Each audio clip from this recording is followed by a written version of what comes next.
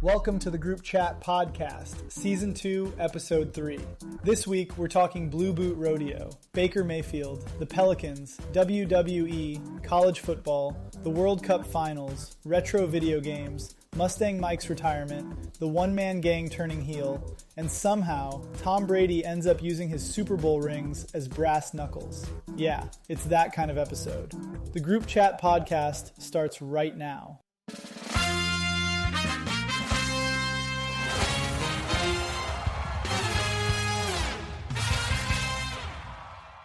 The Group Chat Podcast. Good evening. We are live here. It is the Group Chat Podcast. We hope everyone is enjoying themselves. I feel like Tommy needs a hug. He just got roasted via song for about 3 minutes. We got a whole lot of fun coming your way today, but I don't know exactly what direction it's coming from because we don't have an agenda. We're like Bertha. Yep. Nowhere coming. We're just going to be winging it. The boys break down the weekend at the Blue Boot Rodeo. Let's talk about it. You were at the rodeo. I did see you out there on Saturday when the fish were being weighed. Congratulations to the real Americans getting on the board. But it was ironic, man, because like when I got there, we were like, okay, well, you know, the yellowfin tuna maybe can make it on the board, but the blackfin probably no chance. A bunch of yellowfin came in. You guys got knocked off, and it was the little old blackfin that hung on and got that third place spot. Congratulations to you guys, man. I really hate this for Tommy, but I know I give off the perception that we don't like each other, but we really do. We've been friends since we were like 9 years old. Screw that guy. His stress levels, everybody's beating us. Yes. It could be a pirogue that just so happens to be passing in the area. Oh, they got 1,000-pound tuna. They're beating us. We're off the board. No, look, we're sitting there, we're hanging out. The big boat comes in. Like he was right. So it was, but the big boat comes in. Only thing he says while storming into the little shop upstairs, we lost. It just storms off. Now he was right. Give him credit. He was right. That particular boat is the one that had the big yellowfin in it, but the blackfin did hang on. You got what do you get? I mean, I'm not aware of like you get like a cooler, a rod, or what you get for third place. 2 years ago was a Stanley. This year was one of the, kind of Arctic-ish. Like it's not this one, but it was it's a Blue Boot style engraved fancy cup, and you get $50, which we usually spend on a bar tab, but that's going to roll over for next year. So our expenses next year will only be, maybe $9,000 rather than whatever else that we spend. $9,050. We did develop a pretty cool game, Tommy and I. We were kind of bored sitting in the bar waiting for the food to be cooked, and for $1 you could join in, and we did fake money because we didn't have any cash, and we ended up getting bought 4 shots during the process. So I said, Tommy, let's place fake dollars every time we identify somebody that's coming to the bar. You got to guess their drink. We got some dude so locked in on the game, he just started buying us shots of Fireball. Well, fair enough. That sounds like fun. Tommy was the MVP of Saturday for me because it was hot, and I was still on the crutches at the time. I wasn't getting anywhere fast, and he delivered the beverages to the old radio team. So I appreciate you, Counselor Boudreaux. Do what I can, It seems that the third place blackfin is just our category now. So I think we'll just get that on our shirts next year and maybe even get a championship belt made. What a blackfin hanging on the side. Just the black title, all black spray painted fin double barrel boys, as we like to call ourselves now. Fin barrel? Yeah, fin barrel. So no, but hey, overall good weekend, good turnout, great turnout. I think it just grows bigger every year. So, cool. Like you found out, we know who the usual suspects are. So we're going to change our plan of action next year and see what we could do. But God help them if we ever win first place, because there's going to be hell to play. I'll probably bring confetti cannons. Yeah, it'd be a real modest celebration amongst the boys. Oh, absolutely. Look, it's for the kids, but for that 5 minutes, it's gonna be worthwhile. But I mean, yeah, I had a great time. I think everybody had a great time. We almost had a full turnout of the Real American roster, except for Mr. Pierce Pete. But other than that, it was a good time. Definitely did sleep while sword fishing, so I cannot deny that fact. But how'd that happen? I was. Well, because I didn't sleep last year, and some people didn't show up. So you know what? I'll take my lumps. I deserved a nap. I got it. I was the first one down there, and I was the last one to leave. So I'm okay. Let's talk about something that obviously has been in the news. We have a World Cup champion. Spain is the World Cup champion. They beat Argentina in a thrilling match. It was very interesting, and I always hesitate because soccer fans hate when you make like an NFL comparison when talking about soccer. But the whole match, it was like Spain would get like to the red zone and would miss a field goal, or get, across the 50-yard line and then have a 15-yard penalty and they'd have to punt. And they were always on the door, but they were never able to break through and get that goal until, was it in overtime? Yeah, in overtime. In the second half of the overtime, they get the goal and then hang on. But boy, even with a man down, Argentina had some chances there at the end. Argentina fought like hell to hang on. They were getting dominated in the match in terms of possession. They had to endure so many waves of Spain's offense. They held on, but I don't think anybody, even probably Argentina soccer fans, would be willing to dispute the fact that the better team won in that match. Spain gets the win. They win the World Cup title. You guys, Nicholas and Tommy especially, know way more about this stuff than I do. Tell me about it with Spain winning the World Cup. Thought it was a great game. I'm going to agree with you. I mean, Spain just dominated that. They probably should have won comfortably, probably 3-0. Argentina was like cardiac Cajun style. They all tournament, they came back really late. You saw glimpses of it. I think they had maybe one shot all game, and then in the extra time they had 3 or 4, including back-to-back headers that were kind of on target. Ooh, yeah. We talked about it on the episode before the rodeo. I just thought Spain was dominant defensively the entire tournament. That's their backbone. They don't have a true striker, a true number 9. They just pass well and they run around really well. Rodri, their captain, is probably the best player in the tournament, in the game. He's one of only 10 people, I think, to win World Cup, Champions League, Ballon d'Or, all that. I was just very impressed. But to me, one of the biggest takeaways was in one of the very end of regular time, when Fernandez gets his red card, his second yellow, flips the dude over. Everybody thinks he's hurt. You have people talking. It was a great tackle. I love to see like some full contact in soccer. But the bitch move by Messi, when your boy Cucurella is like trying to tell him, hey, my guy's bleeding from the mouth. And then he turns around like a little snitch and tries to get it. Like, you're supposed to be the dude. I guess in rankings, it's Pele and then you. And you're going to try to do that in the 90th minute, knowing full well he didn't do the whole, which is still stupid anyway. You can't cover your mouth and talk, and it's a red card. But that's the one thing that stood out to me most during the match. And then, of course, Argentina, though they did fight, I think they put up more fight after the game, trying to fight with the entire Spain roster. So that was just my takeaway from watching it. But overall, great World Cup. Love it. I love that Haaland, who's my favorite player, is now Super Haaland. He's picked up 33 million followers. Like, people didn't know who this dude was. I mean, he's a freaking machine. As the Brock Lesnar looking dude? The Brock lesbian, yes. That is definitely Norway him. might not have won the World Cup, but I think Haaland He won the World Cup, yeah. He became like the guy for, like, last time it was Mbappe, this time it was Haaland. Do you guys agree with me? And look, again, very amateur opinion. Do you guys agree with me that if that match would have gone to penalty kick 0-0, Argentina would have won? I think so. They're just more experienced. Yeah. Like the Spain would have had a bunch of young guys. I think that they would have found a way to give it away if it went to PKs.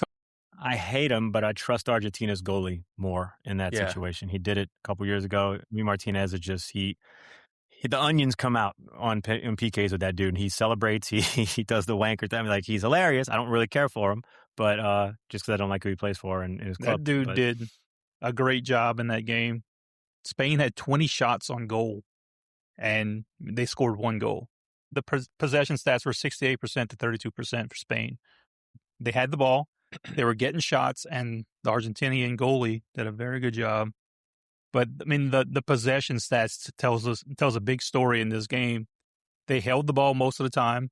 Messi needs the ball in his hand, in his feet, and they could just never get it to him. And except for at the end, the last couple minutes of extra time, he was getting some opportunities. But for the whole game, that Spain did a good job of keeping the ball away from Messi, kept the ball, and they ran their.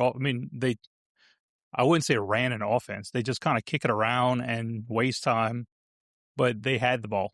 Yeah. Argentina needs the ball to do anything, and they just never had opportunities. The biggest difference in my very, very amateur opinion is I noticed that their goalies stay in the goal.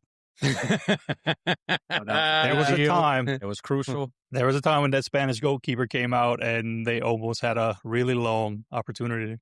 Is that the first time that a replay gets slowed down and it looks less vicious than it did in live action? Yeah. I feel like it was not that bad of a hit to deserve a red card. Again, I'm not an expert, so don't at me, bro. Live looked crazy. Yeah, it Yeah, looked like you got Ray by. Lewis. No, it looked like Ray Rice attacking somebody in an elevator, allegedly. Not to come at you, bro. It was only a red card because he already had a yellow. So it's because it was second. Okay. Yeah. So it wasn't a major foul. It was because he had already done something earlier, then got another warning, and then went balls out at the dude. That makes sense. I didn't pick up the game until I think the 89th minute. And how about that, dude? Because that was a big story. And like that first yellow card was just like a troll throwaway yellow card. Like, hey, I'm going to just talk shit and get a yellow card. And then boom, he ends up getting ejected from the match later because that's crazy. They say he blew off the referee. Yeah, he's one of their best scorers too. If that would have went to PK, he won the game. He won the semifinal game for. I mean, Enzo Fernandez is a big time goal scorer, probably second best to Messi. If it would have went to PKs, that red card could have bit him in the ass too. My name is Enzo Hernandez. They're back. I'm a certified striker. I cannot wait. Let's talk about this. One of the big questions coming out of it was, first and foremost, I think everyone agrees we did a great job hosting the event. So I'm not going to ask you guys about that. We did a wonderful job. There were no incidents, whatever it may be. But the next thing that a lot of people are wondering is, have we closed any sort of gap or anything in terms of us versus the elite of the world? And man, look at the beginning of the tournament. Oh, hey, man, look, maybe we're getting somewhere.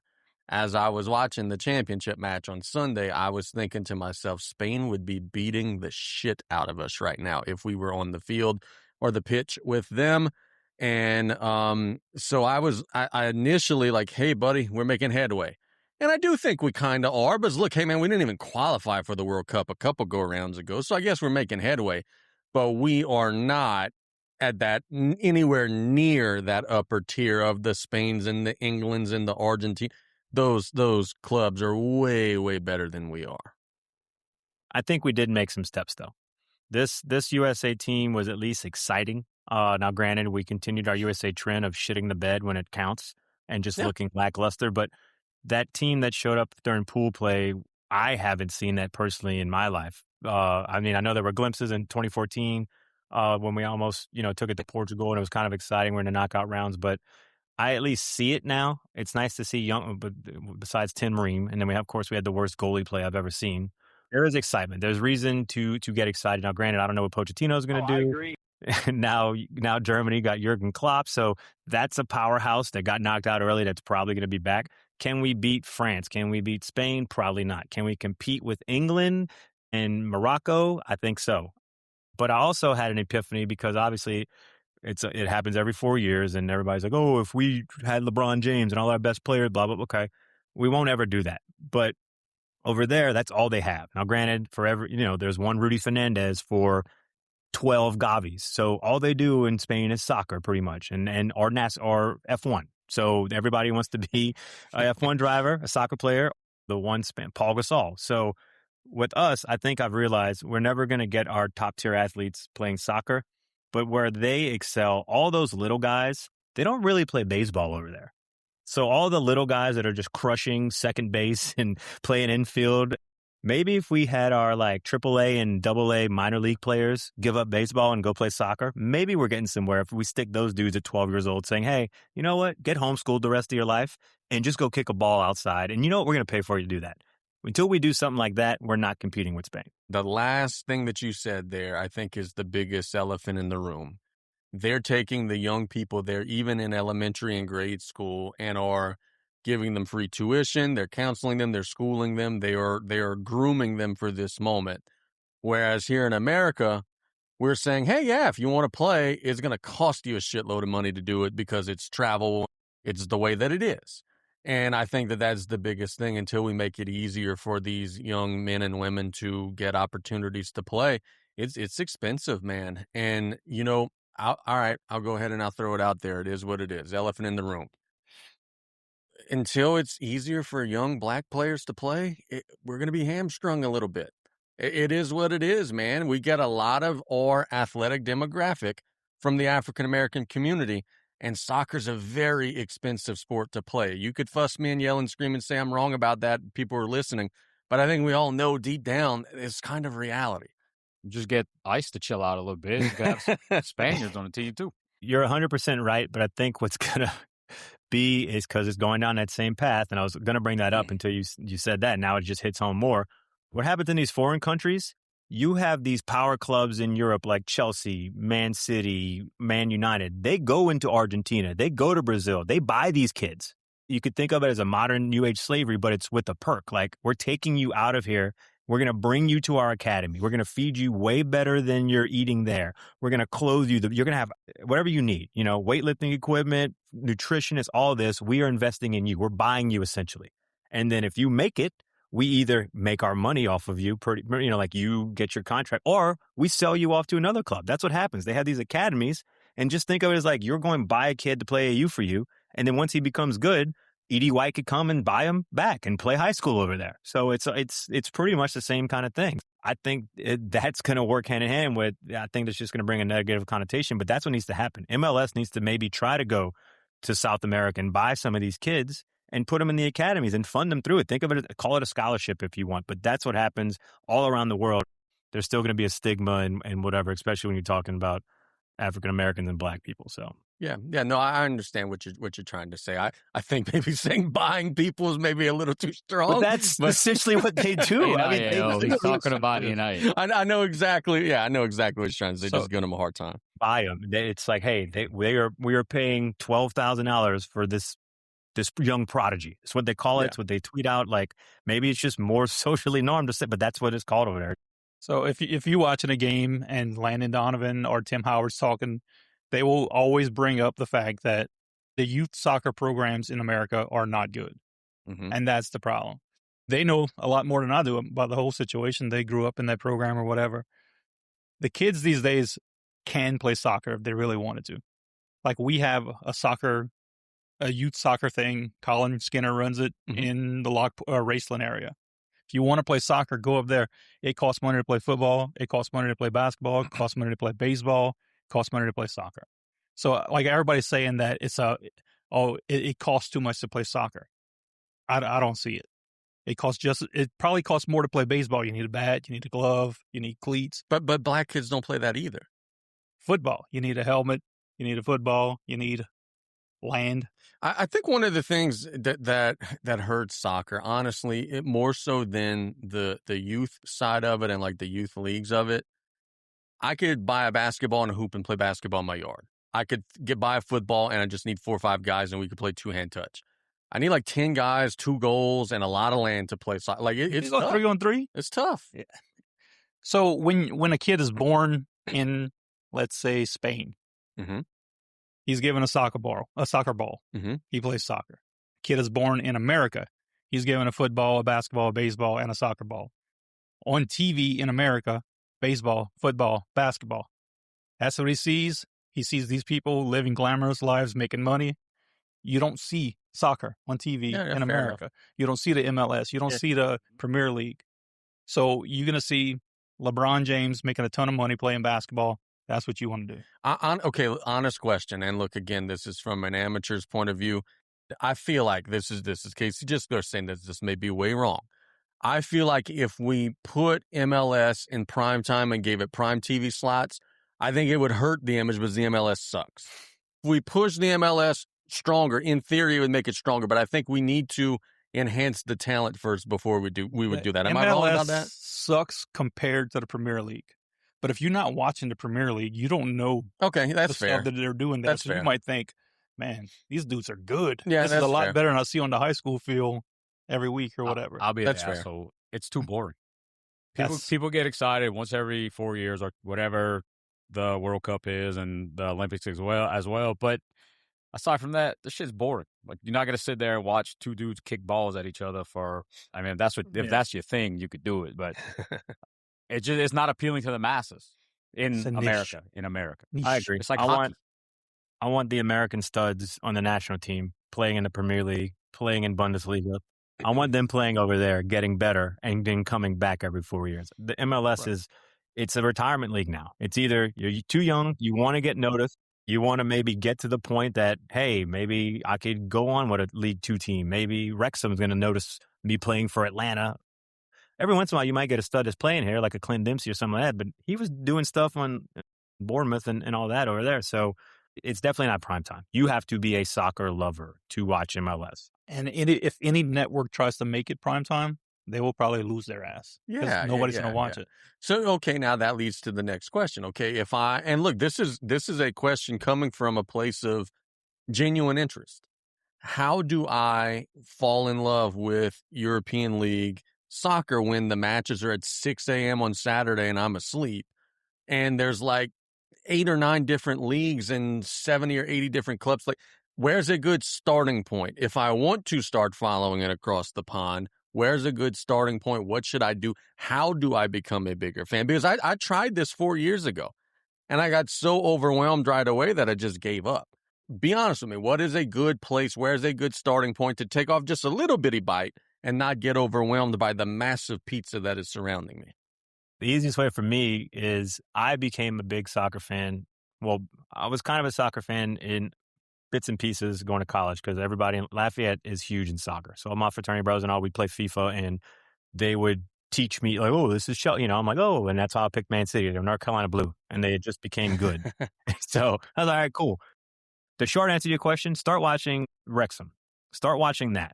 And then see how the progression is. If you go back to the first season when Ryan Reynolds and all bought him, he builds them up from this tiny-ass little team. They start influencing cash in it and pouring money into it, and they keep getting promoted. Wrexham is trying now. They're in League, I think they're in League 2, trying to get to the second league to get up to the Premier League. So watch them move up. But the easiest answer for me is, and the only reason it is because I had a kid. And so when I'd wake up to feed him at 5 or 6, the only thing on was Premier League. That's fair, yeah. And watch Premier League. I mean, look, you could watch La Liga and you'll watch PSG and something like that. You could watch Bundesliga and they have 1 or 2 teams. The Premier League's where it's at. I don't care what anybody says, that, or watch Champions League. If you just really want to get it started, that's FIFA on steroids. It's all the best players in the world, just not in their countries, just super teams. And it's knockout rounds, kind of similar, and it's just every other Tuesday and Wednesday once it starts. What's the mid-90s ECW version of soccer? That's what I need to get into. They got some leagues that are pretty out there.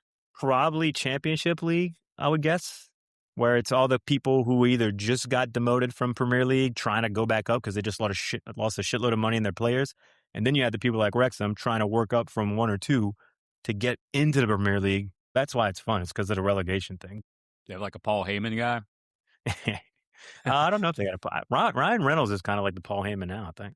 Again, that was our soccer conversation. We could kind of close the door there. And now we'll move to a topic that I think will be fun to everybody. It's going to just be pissing Tommy off. Want to put your business in front of a loyal, local audience? Partner with the Group Chat podcast and put your brand right in the middle of the conversation. From live shows to social media and video, we'll help get your business noticed. Become a Group Chat podcast sponsor today. Call or text 985-6371-513 for more information. I got something for you here, man, and I'm sure you're going to be, once you understand where I'm going, I'm sure you'll be prepared to give a rebuttal.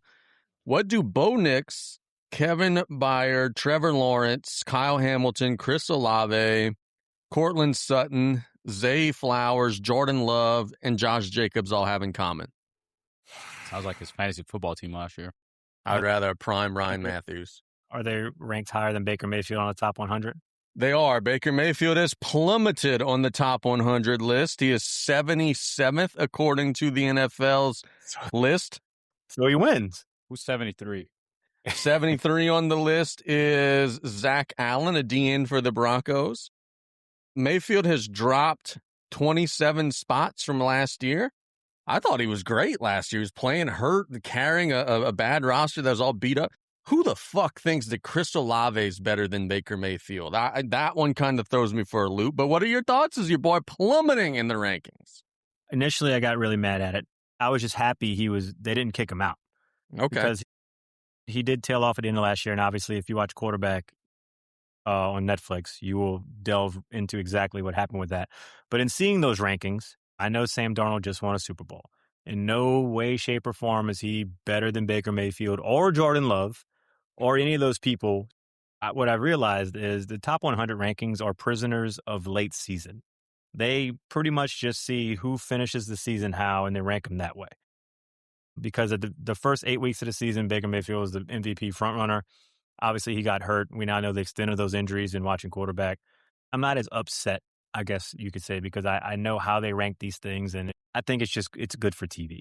There's no way Bo Nix is better than him. Jordan Love, I forgot who else is on there. Fucking Jalen Hurts. Jalen Hurts is better than Baker. No, he is not. Not at all. Jalen Hurts is scrub territory pretty soon. We're talking now, or we're talking future state? I think I'm on the train of Hurts being way better than Mayfield. Yes. Past, current, and future. Yes. I disagree. The passer Baker's got him, but for the offense that they run, oh my goodness. They've been pretty stagnant. I mean, what? He tush pushes every game? You got to get to 3rd and inches. Baker's playing 3rd and 15. Yeah, because the Eagles have a defense, though.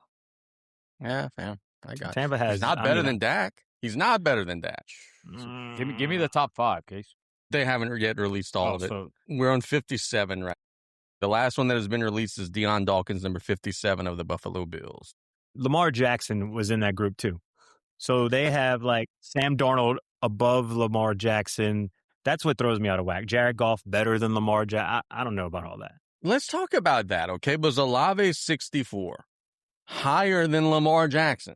The Saints just drafted a wide receiver because they were saying, hey, we don't think Olave is good enough to be a number 1. Lamar Jackson's a former MVP who probably could have won it a second time if the voters just weren't tired of giving it to him. If you, in the trade market right now, said, hey, I'm trading Lamar Jackson, you're getting 3 or 4 first-round picks. If the Saints right now said, hey, we're trading Chris Olave, you're getting a second-round pick at the most. How in the hell is Chris Olave 64 and Lamar Jackson 69? Nice. Shows you how stupid those rankings are. That's insane to me that's how that went down. Pretty sure your top 5 quarterbacks in that thing are going to be Josh Allen, Stafford, Burrow. Stafford's almost dead. MVP, baby. Drake May. I was going to say probably Drake May at 5, and who am I missing? The other one. Everybody's in love with Dart this year. I saw Dart was like the 3rd or 4th highest fantasy quarterback this year. People might say Herbert, but I know I'm missing one. Mahomes? Oh, Mahomes. There you go. Mahomes.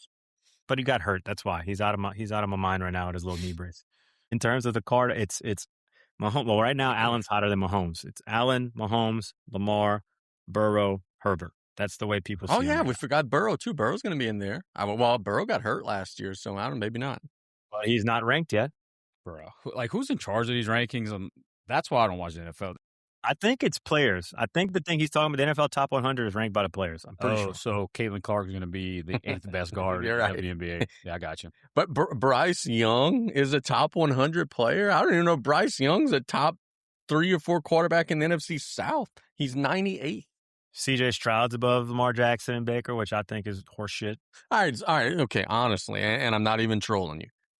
Where do you think Baker is in the NFL top 100? If you were listing the players objectively, would he be in the top 30, the top 40?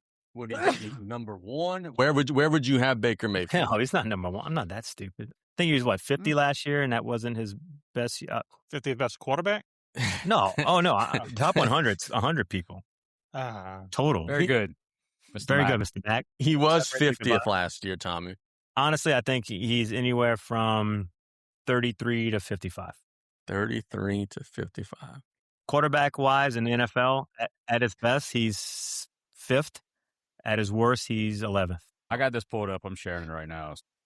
Down 36 spots is Brock Bowers.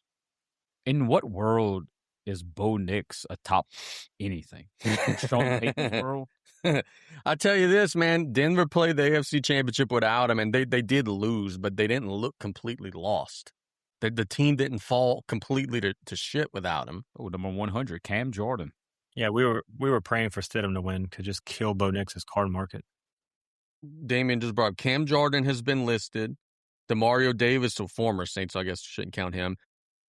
Etienne has been listed. That's 2. Olave, that's 3. Any more Saints will be included in the rankings? Kool-Aid McKinstry, like anybody? We're down to the final 56 players. Anybody else? They're all big on Chase Young again. I think he gets up there. Offensively, no Kamara. We already have Etienne. We have Olave. Tyson won't make it in there. There's no tight end. There's no lineman. No, ain't no Shuck, I don't believe. Shuck should have been up above Bryce Young. Well, definitely above Bryce Young. I agree. Look, I will agree with you on that one. Shuck, as much as I may be down on him at times, he is a better football player than Bryce Young, who is on the list. Oh, I agree. We shall see. If Tommy's right about player rankings, that's what I think I remember it's being something to do with the players, because when you watch it, it's the players talking about who gets ranked. So just a bunch of guys with CTE getting in a room and just listing guys. Yep, top 100 voted on by the players themselves. Everybody who doesn't play with Baker hates him because he talks shit to him and runs him over. When does Baker run somebody over? Ask that to Bobby Wagner. Okay. Very, very well timed. I got a video queued up, right? We're a little bit off of the NFL. Did you see James Harden inadvertently saying that LeBron's going to the Pelicans? Oh, God. I didn't see that, but I would love to see it. There's no way. Yeah, James, we just want to know, is LeBron going to the Cavs? Oh, he's going to the Pelicans. Wow, he's going to the Pelicans. Wow. No, he didn't give an answer. Harden just confirmed LeBron's the Pelicans. Wow.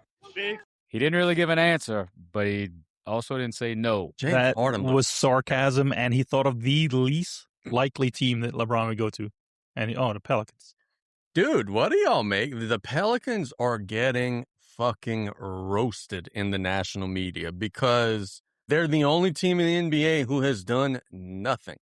They have not made a trade.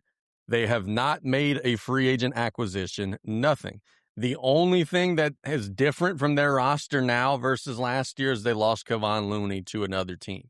There are a lot of people in the sport who are saying, oh, man, you were 26 and 56 or whatever last year. Like, let's just completely run it back and do nothing different.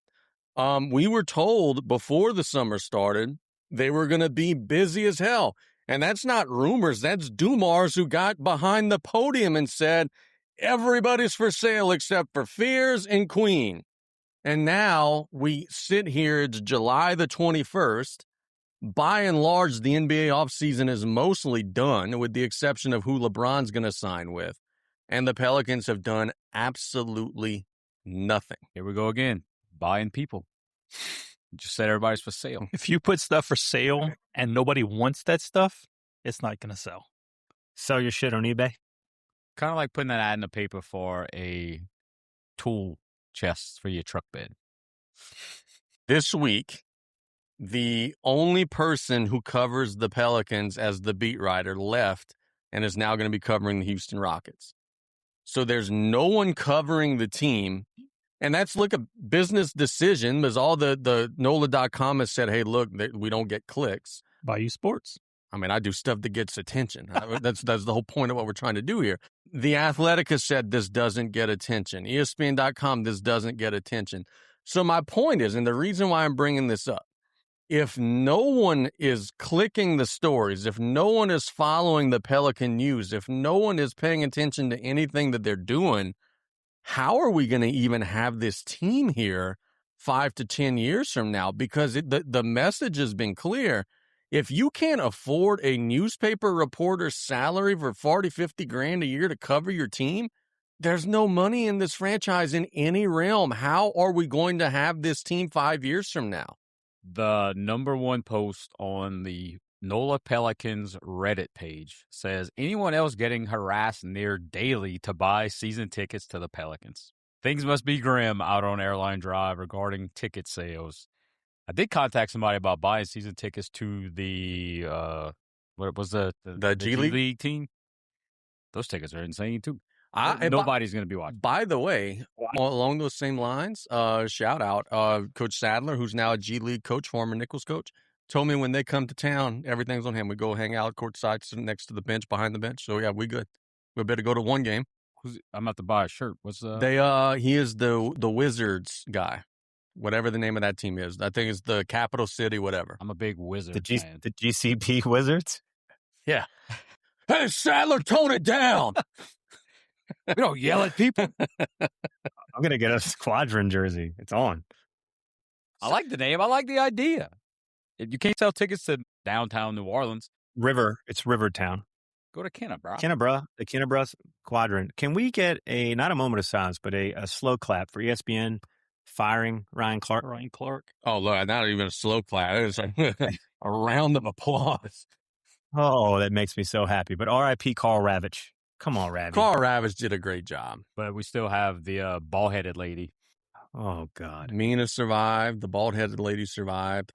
No, it was a fake account, so this is not real. But I did fall for a fake John Rothstein account saying that Jay Billis had got fired, and I perked up. But he survived. He is still. I don't mind the Billustrator. I know that's saying a lot. Duke lover. A big Duke guy over there. Let's go over under. How many season ticket packages are going to be sold by the New Orleans Pelicans this season? They'll have a bunch of season tickets sold, but it'll just be a bunch of renewals. Like the rich people would just auto-renew. But the new customers, is going to be very grim. In fact, shout out to Coach Colley. He's the one who always uses this analogy. If you remember as a kid, when you would get a jersey gifted to you, you would be super excited. Like, hey, Mom, I just got a Deuce McAllister jersey. Who on the Pelicans right now could you gift a jersey to that kid and they'd be super jacked up? Like maybe a Zion still kind of, sort of. A kid or an adult? I mean, whatever. I mean, yeah, kids get excited about anything. But case in point, when I was young, you bought me a Michael Jordan jersey, that would have been over the moon. You bought me a Karl Malone jersey, I would have been jacked up.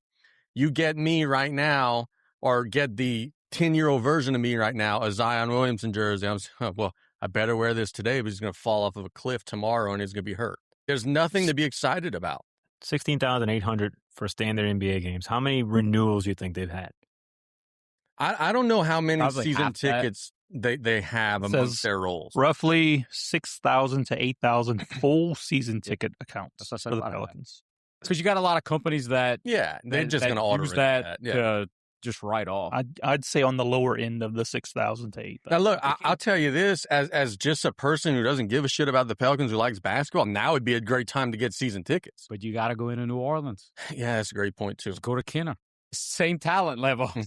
I would love to be sitting in an empty building watching Steph Curry play, maybe one of the last times in New Orleans.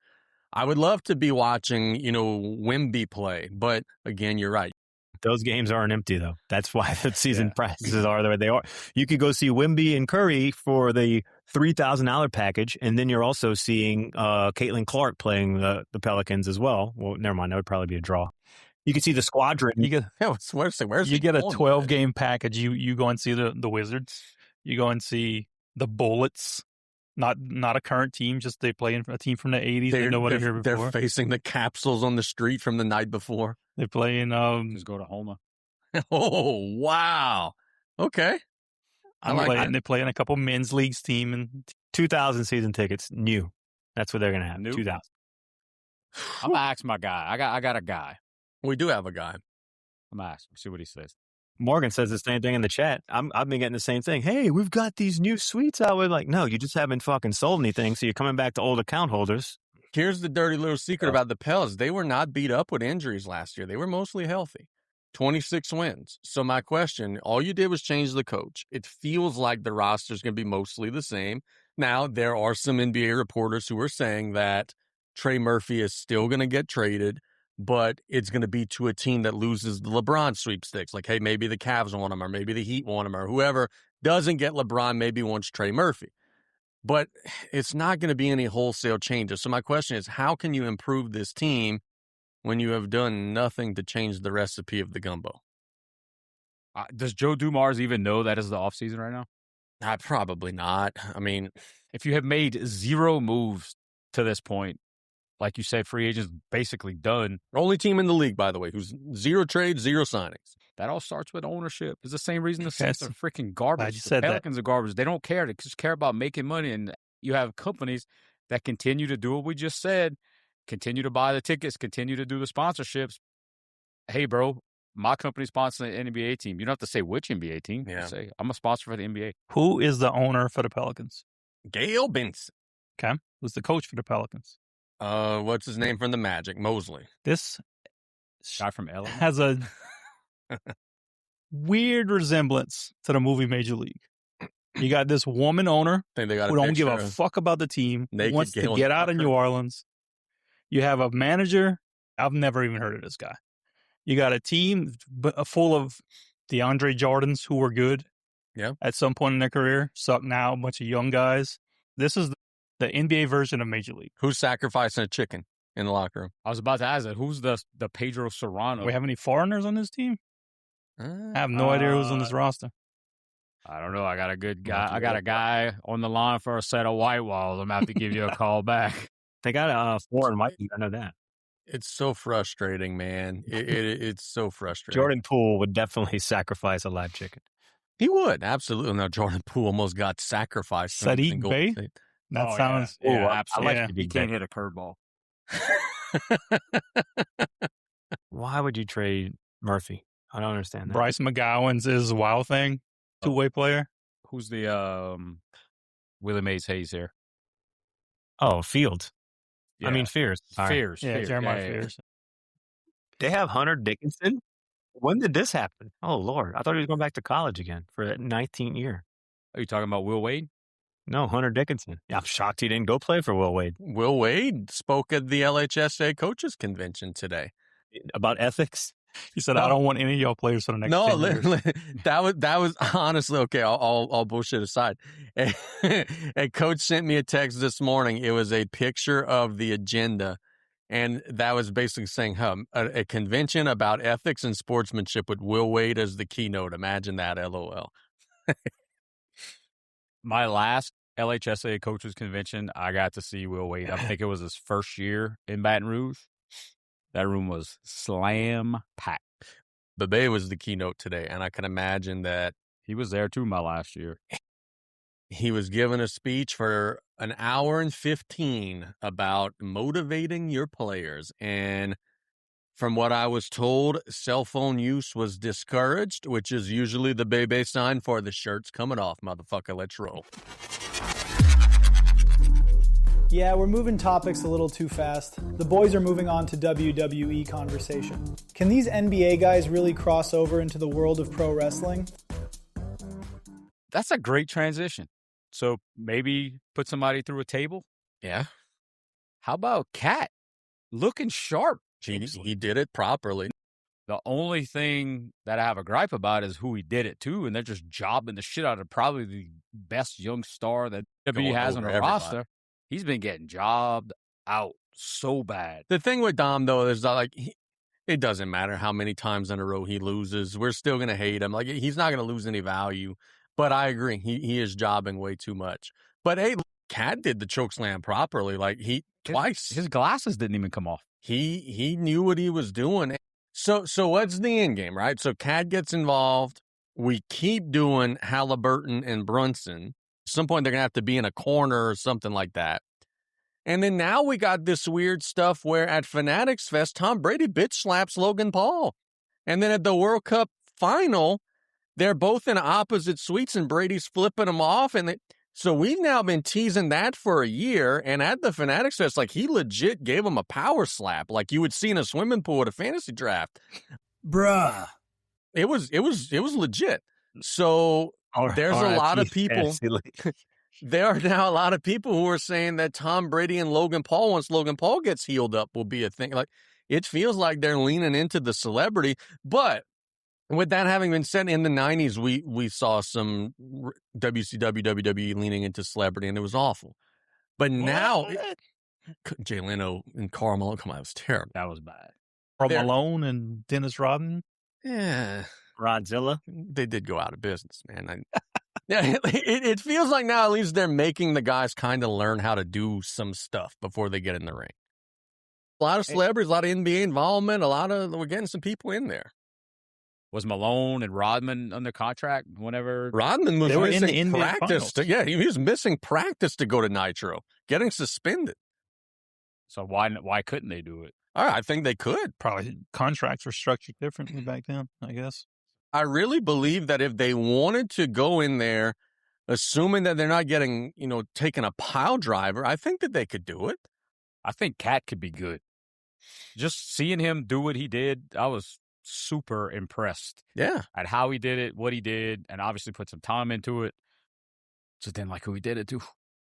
All those NBA guys are going to know how to take a bump. Every time they get the ball, they're taking a bump.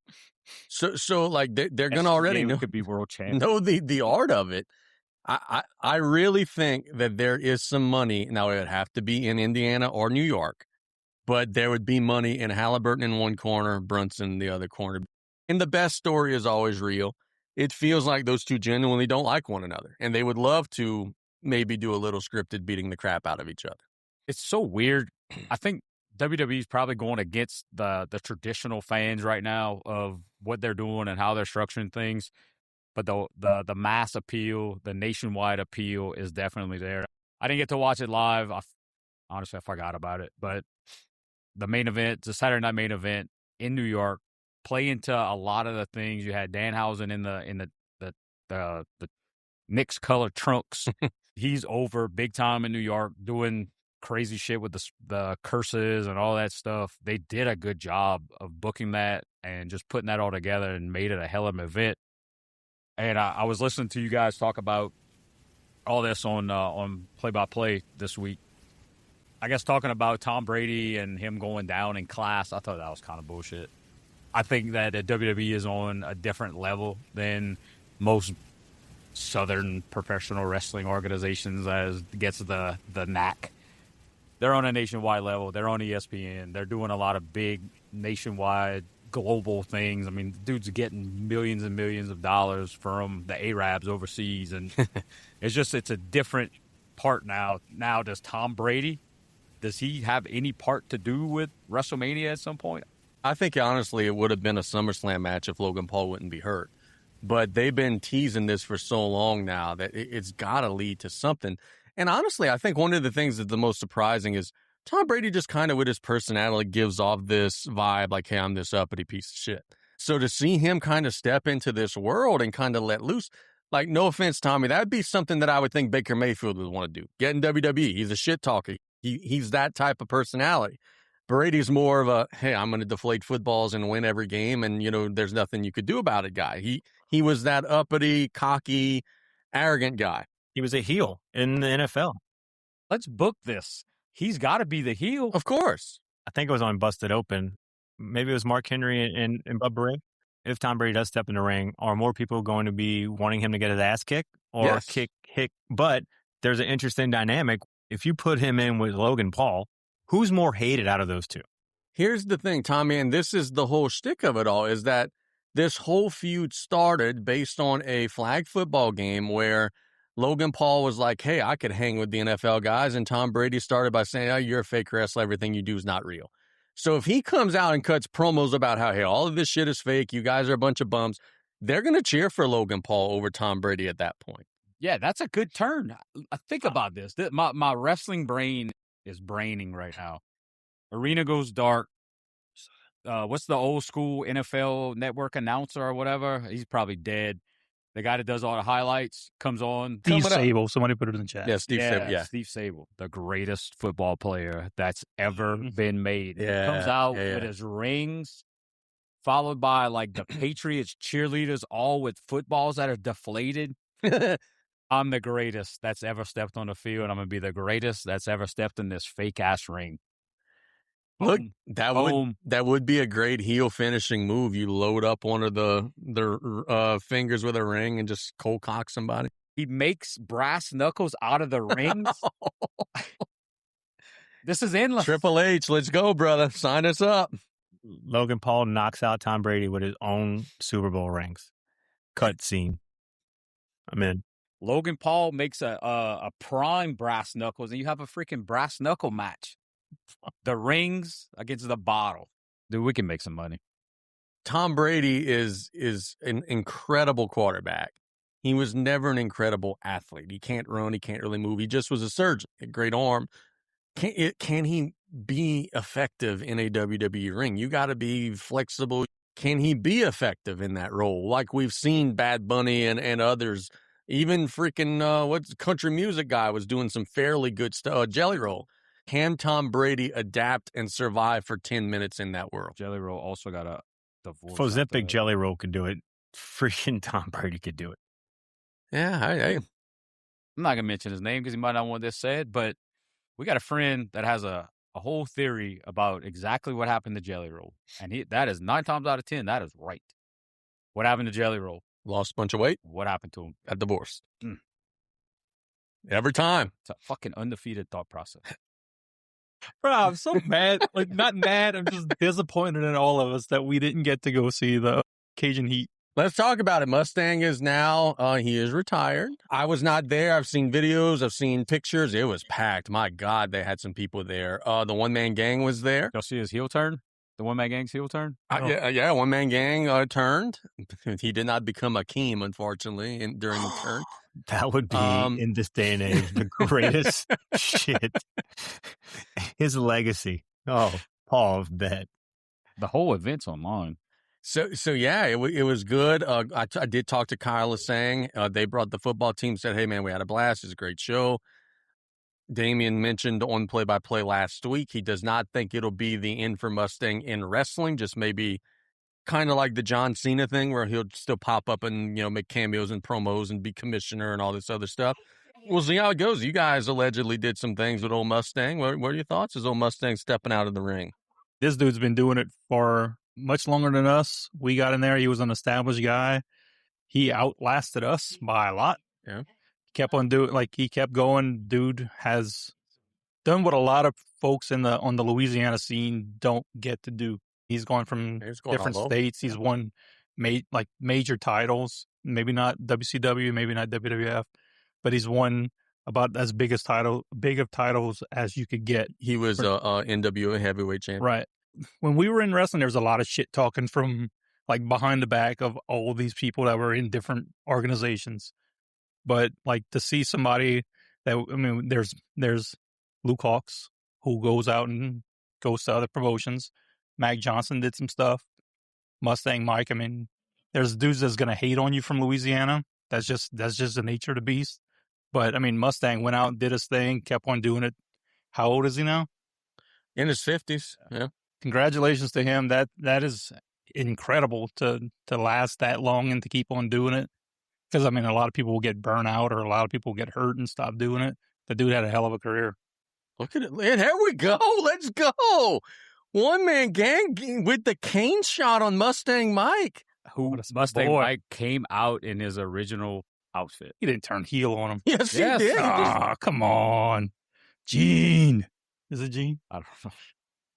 Dude can't walk, but he can turn heel. I say he needs that wind power. Look, this is good. Is that Donato? Donato is a guy that's holding Mike down. Is that Andrew Anderson that's coming? Yeah. Look at the fucking powder. He's dropping the powder. I think he went a little overboard on the powder. Good God. Wait. Come on, Egg. Who's this guy? And he took a bump. Y'all way ahead of me. I'm watching on YouTube. Dude, he took a fucking bump. That's awesome. Now this dude looks like he's at a bachelor party in Vegas. Who? One-man gang. He's covered. Good Lord, it's a lot of powder. Who's the other one? His shoes fell. He hit him so hard, his shoes fell off. All right, so I got to go see how old George Gray. He's 66 over there taking a bump. Who's Gene? Who's the dude in the yellow? Yellow. Who's the blonde-haired guy? That's Anthony Anderson. That's one half of Lean and Mean. That's the mean part of Lean and Mean. So this guy, Tony Donato, I'm going to tell you guys, he is legit. Yeah. He's awesome. I love seeing a 66-year-old man selling the shit out of that powder bump. Dude, that's incredible. So I'm going to share. I just want to see. I'd like to see Mustang's entrance. That's got to be good, huh? Oh, God, yeah. Okay, so while Damien's finding that, Nick, whenever you guys started, was he still Black Pants Cowboy Mustang, or had he changed to the red? He was Mustang Mike. He was a electric music dancing, good old. Was he a heel or a face? He was a face. He was. Yeah, the mics were dominating that area. Nick, if you want some nostalgia, go back and watch Go back and watch this video. Whenever he came out, the old techno. Yeah, he did come out. And he did his And then little it said, dance. we're going to throw this back, way back. When that techno comes on, that dude starts dancing. I laugh my ass off. Mike, I love you. That techno dance is terrible. Oh, come on. Terrible. Come on. Here he Who's comes. these guys? I'm late. I see Donato and I see some other dude. There's Trick Williams and Trick Williams. it's not Slick Williams. No, I don't know. Probably still the Nick same New Williams. Day's not in WWE. That's who they were fighting. New Day. It looks like New Iberia. Hold on. Let me put some audio on here because this got to be good. Yeah. that's got to be some AI. He has an AI song. Yeah. Did Anthony Anderson tell us that? Did Anthony Anderson from the Deering Tornado. Shout out Suno. Did Anthony Anderson tell us when we talked to him that one time that Greg Valentine is his dad? That's what I understood. Yeah. So why isn't Anthony Valentine? Anthony the Hammer Valentine. There you go, Tommy. Final countdown for Mustang in his last match. I can get down with the final countdown. I hope they pan to the student section, I'll call it, where the football players are, because I'm sure they're losing their mind. I did see that part. They all have the shirt off. Wait. Yeah. I don't want to break Mike's heart, but this dude is way overrated. Anthony Anderson. Come on, that's lean. No, that's mean. Mustang Mike and I'd say Andrew Anderson, not to be confused, but Scott Oh, Alex. who's Anthony Anderson? The guy That from black the Deering comedian Tornado. from Blackish. That's what I was thinking too, Tommy. Is that one man Anthony gang's Anderson's daughter an right actor. there? Dude, he's got his own Wikipedia page, Andrew Anderson. He was in the wrestler. Yeah, he was. That was the wrestler? No. That's Mickey He Rourke. was in. You're using too much He wasn't bandwidth the- over there. See if it says here that his dad is Valentine. Kind of looks like him. Doesn't say that on his Wikipedia, but he definitely told us Looks that. like Moondog Rex or whatever that dude's name. Pulling the wool over your eyes there, Nicholas. All right. We're back. Big old crowd. They had a great time. What's next for old Mustang? But look, dude, he's still a promoter. He still runs, Gulf State Wrestling, whatever it may be. He's not going to just say, hey, we're closing up shop. We're never hosting shows again. He's going to be a commissioner. He's going to be a manager, or a referee. What's he going to do? I know he's going to get in the ring, maybe not as an active competitor. Let He's me gonna stay explain involved. something to you, green boy. Yeah. A guy like Mike, who spent his whole life in the wrestling business, doesn't just leave the wrestling business. Green boy. So he's going to be promoting, and he's going to be a special attraction. Every once in a while, Bill Watts style, the big bad heel comes into the territory. They're going to hit him, hurt him. He's going to be hurt. Somebody's going to come make the save, and then the tag team match with Mike and the babyface against the heel and somebody else. So he's going to wrestle again. He says he's not. Now, look, okay. He's not going to wrestle again. I will say this. I was at the GSW show when Rocket retired. He's he's wrestled at every show since. He wrestled that night. I have been at the show when Sweet Tan retired. He has been on every He show wrestled since. that night too. So That I need to find because that is just good. take it with a grain of salt. That We were the never only people wrestled. that ever retired and never went back to wrestling. That what the Cajun Outlaws stand for, or all about it. All right, let's talk about that. Who turned heel last year? The Tony. Yeah, the guy the guy that was With who? on our With the, podcast kissing our ass the whole time, and he makes the heel turn of a century that night. Tony and the dude with the mustache. He kicked the guy in the balls whose son died. Yeah, Were they back Whoa. together? of course they are. Sugar Shane. Shane, yeah, the guy from Berwick. It's in the office. So the Outlaws are all back together. Not all of them. Couldn't get the whole band together. Hey, let's talk a little bit, shifting from the wrestling, let's talk about Bo George's getting a scholarship offer, man. We're getting close to high school football, man. Real close. In fact, for the Tarpon, heck, you know this. You got a Tarpon in the house. Camp starts next week. I thought with all the camps Bo went to and has been statewide and probably out of state as well, I was a little surprised went to Nichols, but apparently Nichols did a really good job, probably using his teammates to recruit him. Yeah. You always want that comfort of home, but definitely proud of Bo. and anxious to see what he could do at the next level. Anxious to see what he could do his senior year, first off, and then at the next level. Is he going to play both sides of the ball? Is he going to be at South? Yeah, both sides of the ball. At Nichols, he'll be probably. I think he was telling me a guard. I think they want to move him to the inside. But dude, what people don't realize about Bo Georges is that if South Lafourche had just this plethora of offensive linemen, Bo could be a tight end, Bo could be an H-back, Bo could be Bo could run. Yep. And in fact, when Coach Pokey was coaching football at LCO, and the teams would do like in middle school, you're not kicking the ball 40, 50 yards down the field. Bo was one of the first guys up. And when he would get the kickoff, they would encourage him to run. Like a lot of the guys just get it and just fall down. They would encourage Bo to run because he had speed, A, and then B, who the hell wants to tackle him? So like he could handle himself. Has made great gains in the weight room. I saw him at Blue Boot, actually. Looks like a freaking Mack truck. He is massive. He's going to have a great year. Now the challenge for Nichols is going to be time to offer Carter Colley. He went to your camp and won best offensive lineman. Was that the lineman camp that we promoted last year? Or So this was the pro football camp. Yeah. So the other one was the Louisiana lineman camp. Okay. This was the pro football camp. But yeah, like you got 300-400 of the best players in the area, and Carter wins best offensive lineman. Like, it's a Carter. Time to get him an offer. I mean, he's an unbelievably good center. He's been starting at center, I think, since his freshman year. Yeah, he's going to be a 4-year starter. That's crazy. 4-year starter. Kyle wants to bring us some pizza. Yeah, Kyle's making pizza, from what I understand. Breakfast pizza? No, I want to go to Club Oasis in 2014. Club Oasis. Look at that lineup. Tarpon Rodeo 2014, 69 boys and 95 South, Manny Fresh, Yin Yang Twins, Category 6. Oh, wait. Bro. DJ Frozen. To show you how bad Tarpon Rodeo... around that long? Yeah, to show you how bad Tarpon Rodeos fell off. Look how badass that used to be. Well, look, think about it, Tommy. There is another premier rodeo this weekend up against the Tarpon. Like Dufresne is having their rodeo this, and they just don't care because they're still going to draw big because no one local goes to the Tarpon Rodeo anymore. Tommy, call that number. I'm scared. You know what? I'll do it tomorrow. I got it. I'm going to call it right now. Yeah, call it right now. I'm going to call it right now. You got the VIP? Yeah. Can we say what number it is?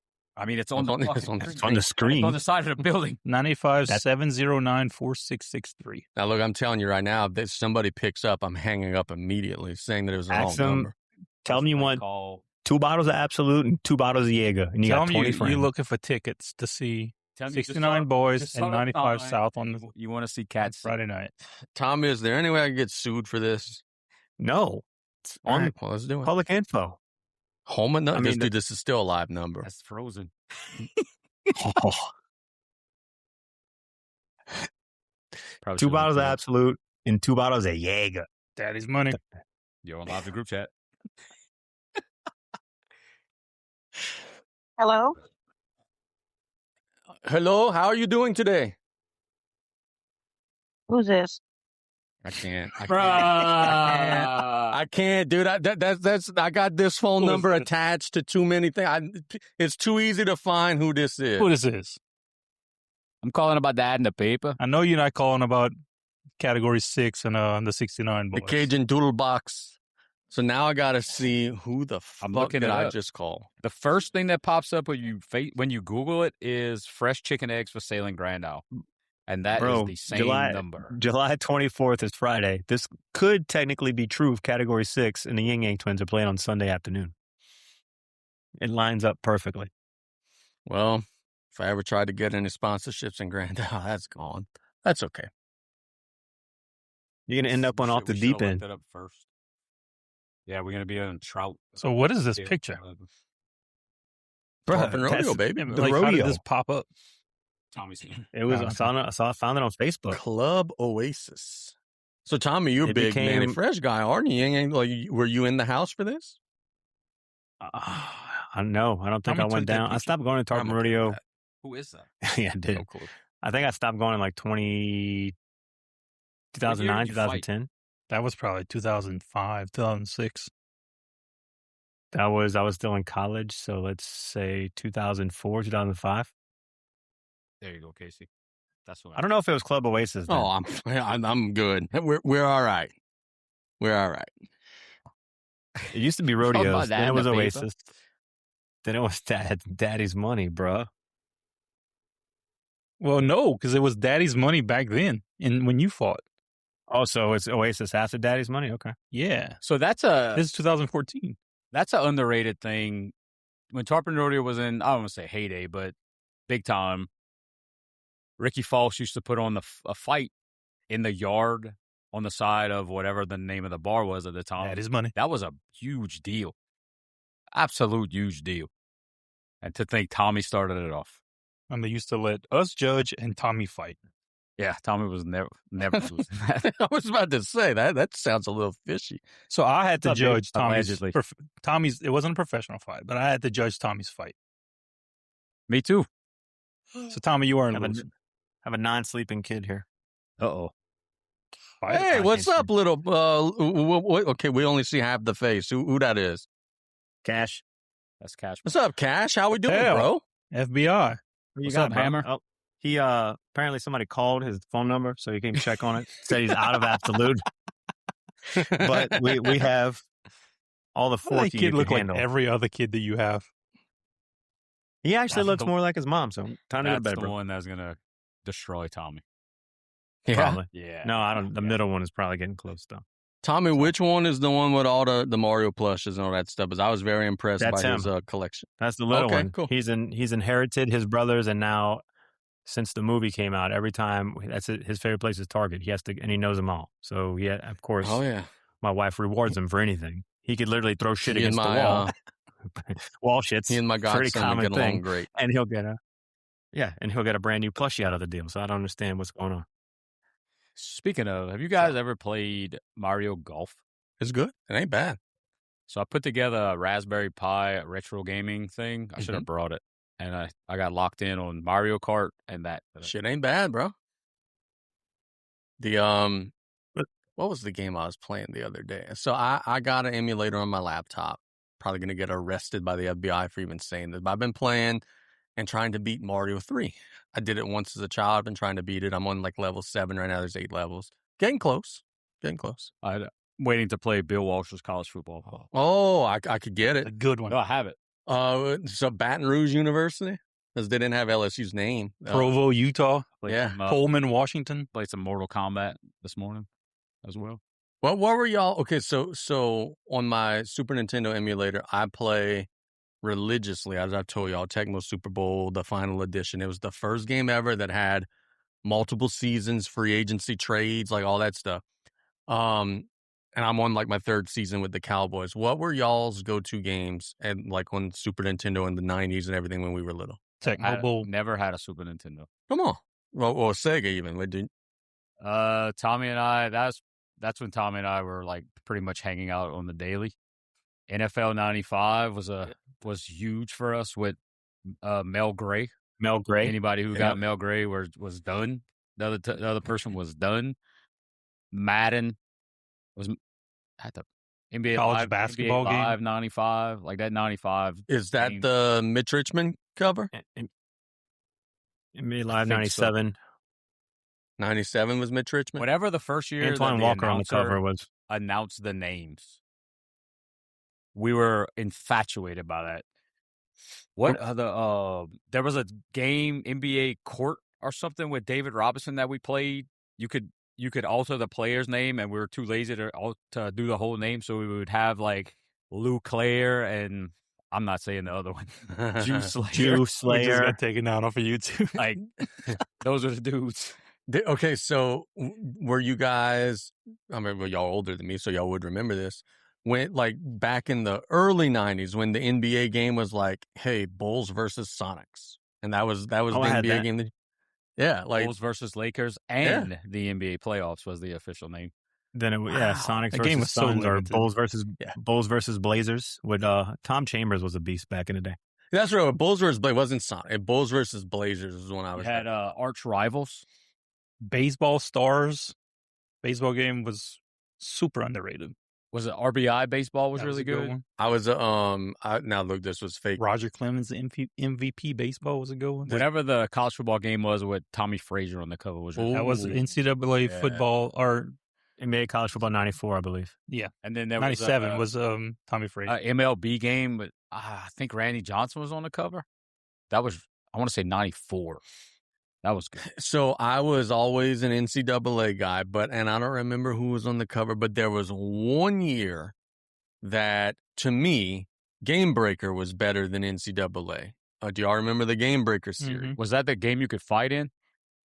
No, that was Blitz. Yeah, that was Or Blitz. No, that was Well, before Blitz. there was a college game Arch Rivals. that you could like buy off the dudes and juice them up. And no, that was a pro game where you could juice them up and stuff like that. Oh, This had to I be know. a World Series baseball. God damn it. World Series baseball was very good. Tommy, you stepped out for a second. Did you play any Game Breaker back in the day, old college football? I think I did. Was that the 2K version? No. Yeah, pretty much. And I was just saying NCAA always beat its ass, but there was one year that I thought Game Breaker had it. I don't remember what year it was. I remember. Oh wait, Super high impact. Was that? Super high impact high football. That was stupid. That was a game NFL that Blitz. could- Yes. Yeah. Yes. NFL Blitz was a cult favorite of ours. I mean, that was when With that came Ricky on the Williams arcade on the and it, beach. dude.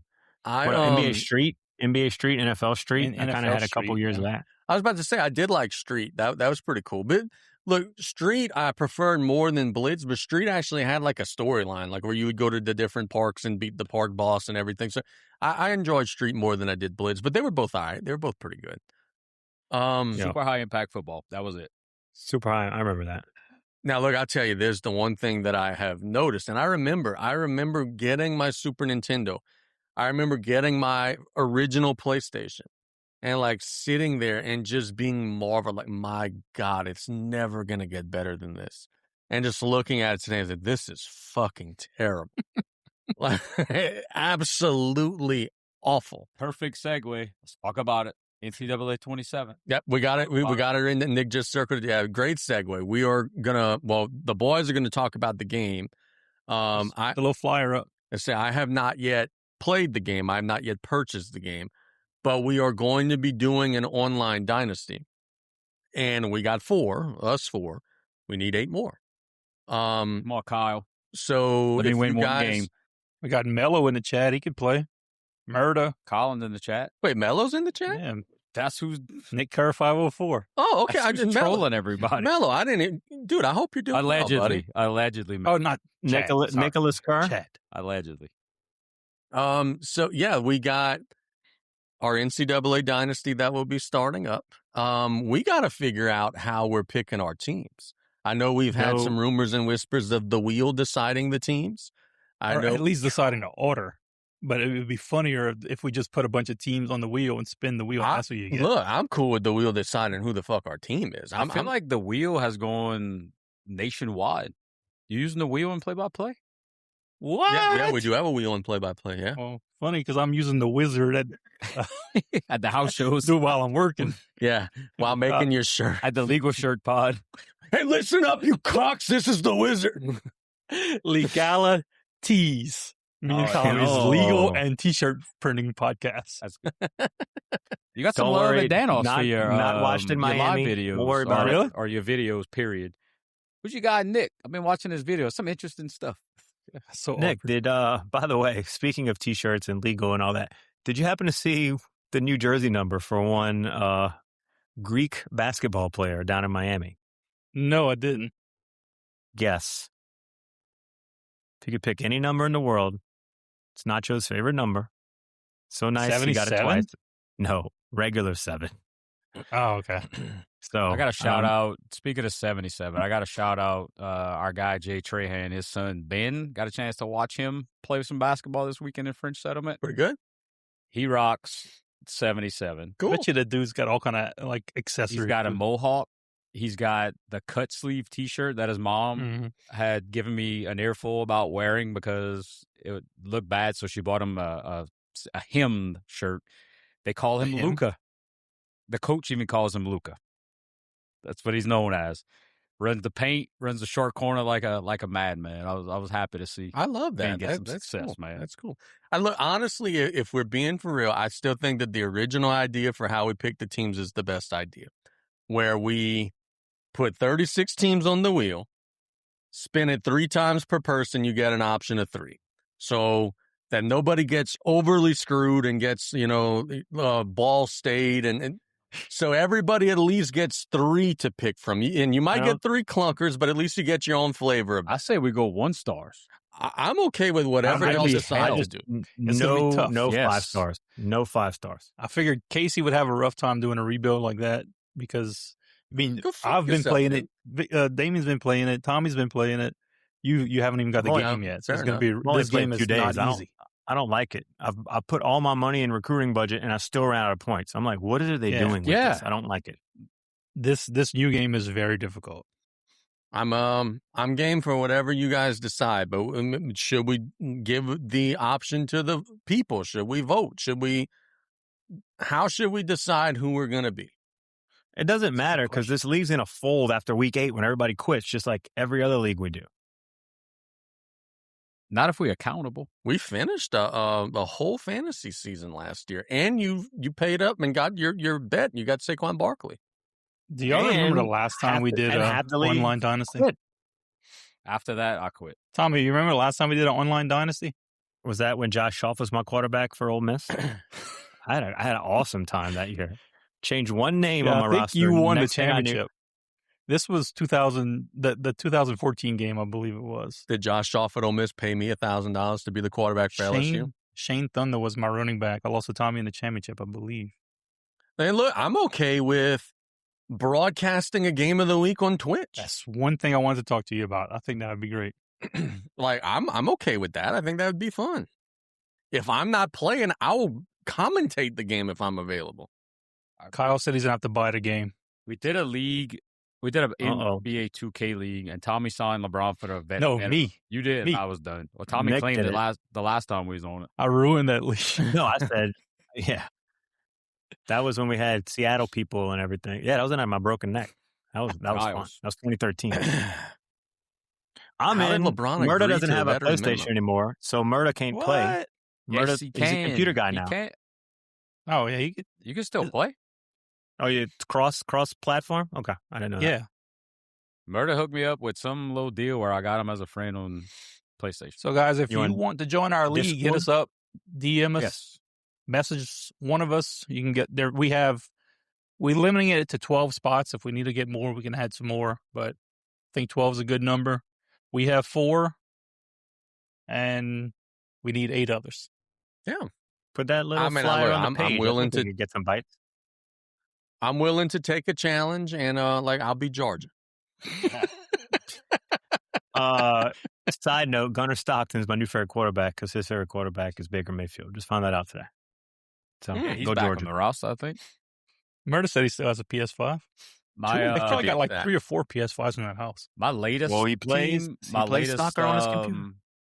NIL class got an all West Coast backfield for the group chat podcast. Guy from Arizona State and my running backs from UCLA. I'm gonna go play my little Florida. I'm Dynasty. looking forward to it.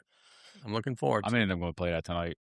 Y'all watch that guy Bordeaux on YouTube, like the savant of college football. it. No, Name. I've never seen. He's entertaining.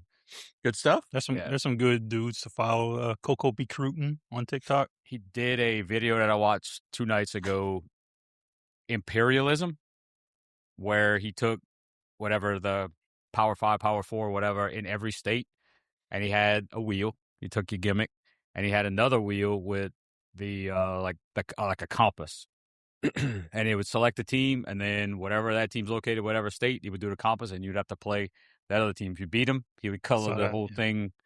Whatever color that was. yeah. Like at one time, Texas had 70% of the United States. So, look, really quick, just jumping off of the topic, really quick. One of the big topics at SEC Media Days in the last couple of days has been the commissioner coming out and saying, hey, look, the talks y'all are hearing on ESPN, that ain't fake. Like, we're about to make our own league potentially. And Kirby Smart was asked about it today, and he said, hey, yeah, I'm one of the ones that supports it. I think we should make our own league. Basically, what the argument and the debate is, NCAA is trying to regulate. They're trying to put salary caps. They're trying to put all sorts of things.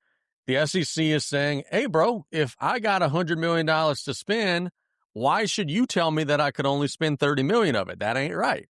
So the SEC reportedly is very strongly considering breaking off, doing its own thing.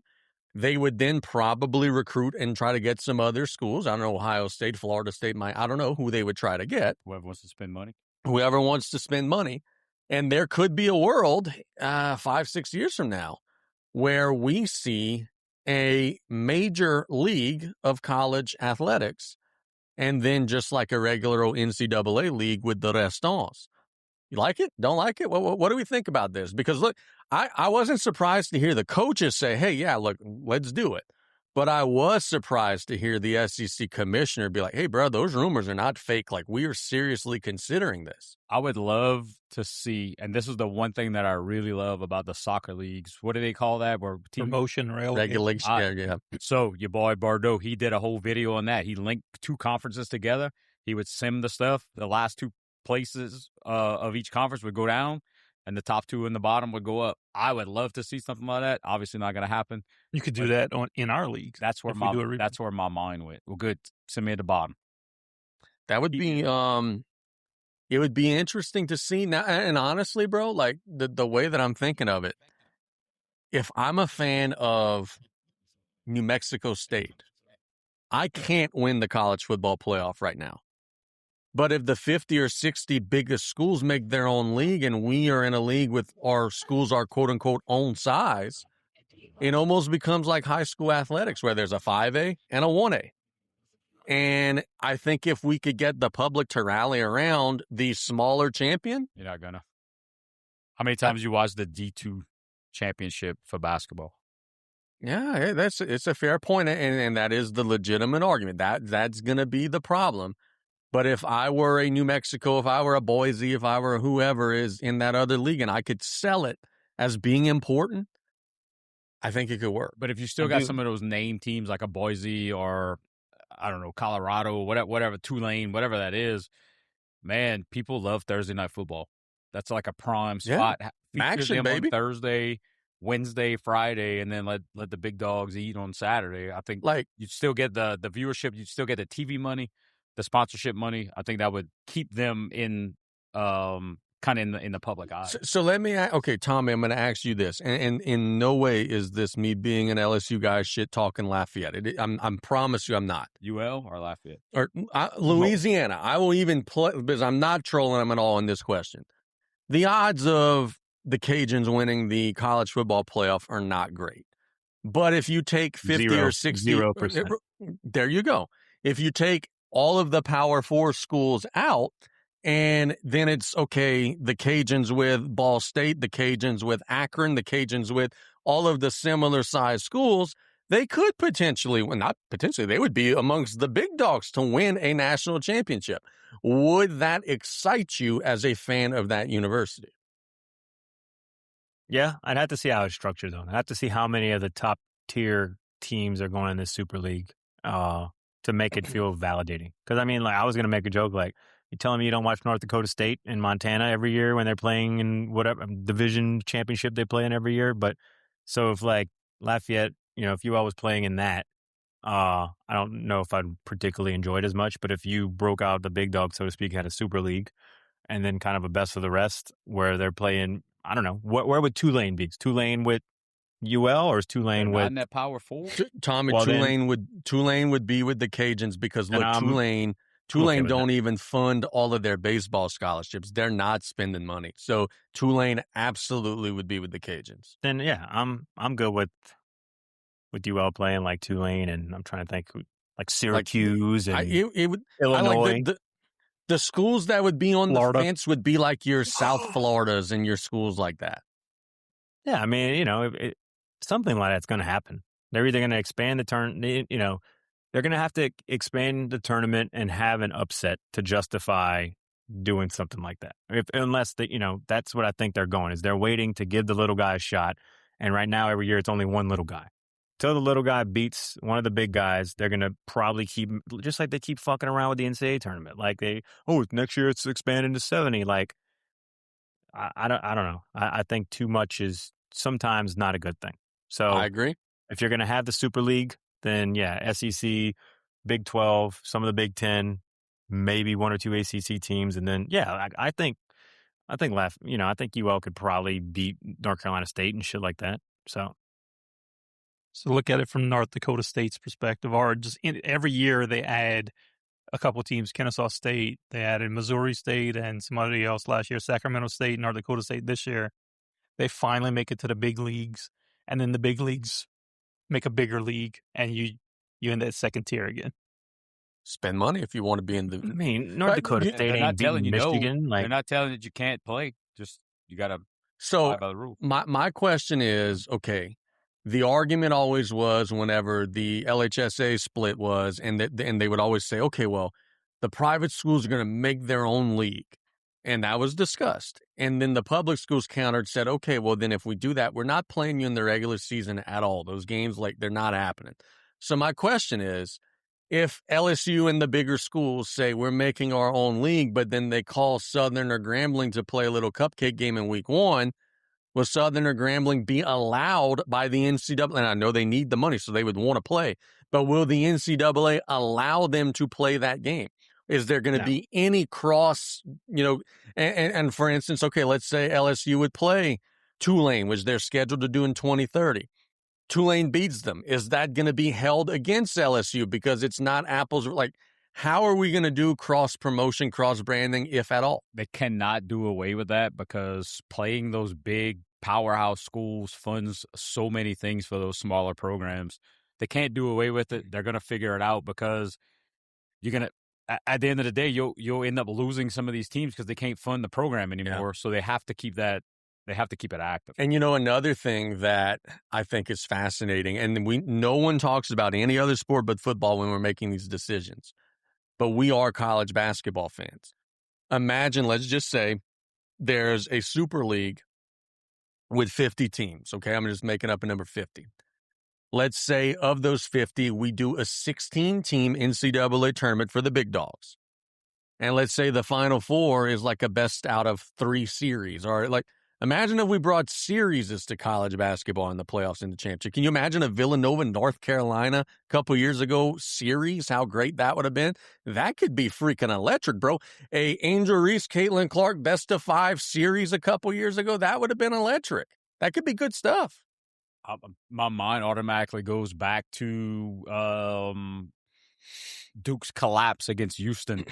Like, you don't think they could have got some revenge back in that game 2 or whatever? I love the series format in basketball. It makes sometimes the early games are kind of crappy because if you get down, they just sub the whole bench. But those game 7s, game 5s, it's awesome. Because we wouldn't be able to have a 70 team tournament like we had. And there's not going to be 70-some teams in the league. So to stretch it out for TV, that is the rumor and whisper. We would kind of have like an NBA playoff format where round 1, best of 3, 2 out of 3. Round 2, best 2 out of 3. Then, we go to best, 3 out of 5.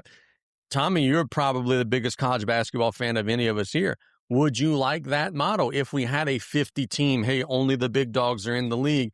And can you imagine if it ever were Duke and North Carolina in the championship or North Carolina and Kansas, and it doesn't just come down to one game, and it's now, hey, we play a whole series of this shit. It could be really cool. Yeah, but the purist in me just, I like, because I guess you wouldn't have the Cinderellas anymore because they would be in their own damn league, so that would cut. But for me, I like the one and dones just because it's exciting. There's never, there's blowouts every once in a while, but there's never a dull game. But if you do pivot to that kind of setup, I think you would have to at least in the semis do a best of 2 out of 3, and then in the finals do a best out of 5. You'd have to stretch it out for revenue purposes, and because it would be something new. Maybe people would tune in. Like, could somebody have beaten UConn more than once 2 years ago, or something to that level? So I think that is something that has to be given thought if you're going to create the Super League. But for basketball purposes, I hope it doesn't happen. I think it's good. It was great with 64. Now it's 68. It's rumored to be 72. Like, I don't mind 1 or 2 more games on the Tuesday, Wednesday, but like, calm down. If it goes any more than 74, 75, like, what are they going to do? 74 and 1? 73? Oh, well, they could do that, but watch, they're going to have like a playing game to play in. Like, they're going to do something stupid. But I think the NCAA tournament still, to me, is the best. How it is. Imagine going to the Final Four and it automatically becomes a 3-game series. I think it takes the Cinderella out of it. But in a big league, there's no Cinderellas in that. There would be no Cinderella. Yeah, that's what I'm saying. That's why I like the 1-game format. Sweet 16.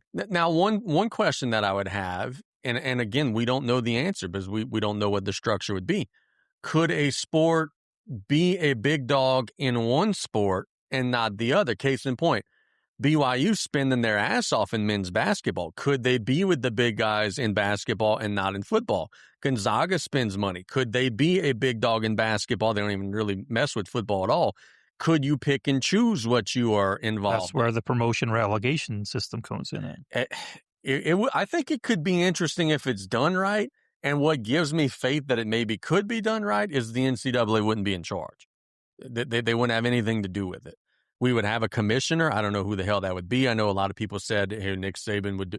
Nick Saban's like 80 years old, and he didn't want to become a coach again because Herb Street. I mean, there are people out there that I'm sure would do a very nice job and would have some ideas, but I don't know exactly who that would be.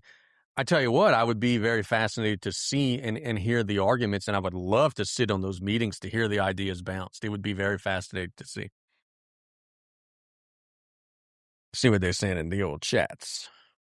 Would the schools be able to jump between leagues? Oh, that's the exact question there you go, Kyle. Great minds think alike. He asked the same question that I was just talking about. Where's the pizza, Kyle? Are we about to get hit with this storm?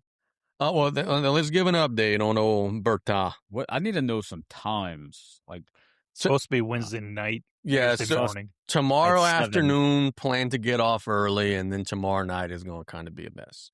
And then when I say a mess, rainy, wind, nothing crazy. It's always at night. Every storm ever has, yeah. So my guy Zach Fertella said, Bertha has peaked in intensity today and will slowly start to weaken as it makes the trek along the full length of the Louisiana coast. Wednesday and a Thursday. Everything's going to forecast so far. Shear remains, and Bertha is a half storm. So basically, the cyclone's a circle. The wind shear has taken the upper half of the circle, torn it to shit. All the rain is on the bottom half. It's going to skirt through the coast, and most of the rain is going to stay in the Gulf. So for us, a little bit of rain. There's going to be a windy day. We're going to get a lot of the wind field. It's going to be a windy day tomorrow afternoon, but it ain't going to be okay, how that first storm where we had all them tornadoes and stuff at night ain't going to be anything like that. So since the Rothschilds stopped controlling the weather, in these storms haven't been that bad, huh? Explain that. How do you control the weather? You don't think these people can control the weather by now? I'm just asking. Well, China already has said that they did it. When they had the Winter Olympics, they guaranteed it wouldn't rain because of a technology that they said just bust up the clouds. Be done. Busted Douglas the clouds. I was about to say, do they make it rain? Now, we had a rain created right after that. Rain is created, from what I understand, in the Arab area. Arab Americas. Was it Dubai or whatever that flooded? Something like that. I think they asked Trump about this once. If hey, can we just shoot down the waves as they're coming off the coast of Africa? And the answer, he deflected it to an environmentalist who was with him. And the answer was, oh, bro, we need storms to limit the droughts and all that good stuff. I don't know. Fucking hurricane. Yeah, you could weaken it a little bit. Come on, bro. I don't know nothing about any of this. Hurricane Ida was during the day, huh? I wasn't here. I have no idea. I want to say we were watching the news during the day in Houston. Yeah, I think I was at Pirates of the Caribbean watching Josh Guidry at his house for the hurricane. I'm pretty sure it hit during the day. Ida was during the day. I mean, that wasn't a vacation. We kind of had to leave, so we had to go somewhere. Whenever I was younger, I had a theory that, the little silica packets that you put in the beef jerky? Yeah. You just drop a bunch of those in a storm. I think we were on. That was How's that going to do I it? think that was a collaboration. It absorbs all the humidity, It absorbs moisture. So it wouldn't rain. It would just be a bunch of wind and it would be cool because there's no heat. Silica's just flying off. It's like rain Skittles. It's packaged. So Anna's guilty pleasure. I have been watching Beavis and Butthead reruns at night on Netflix. What he just said is taking me back to, hey, Beavis, why don't we... I'm about to pour some silica packets in your chocolate daiquiri. See what happens. See what kind of storm that's out.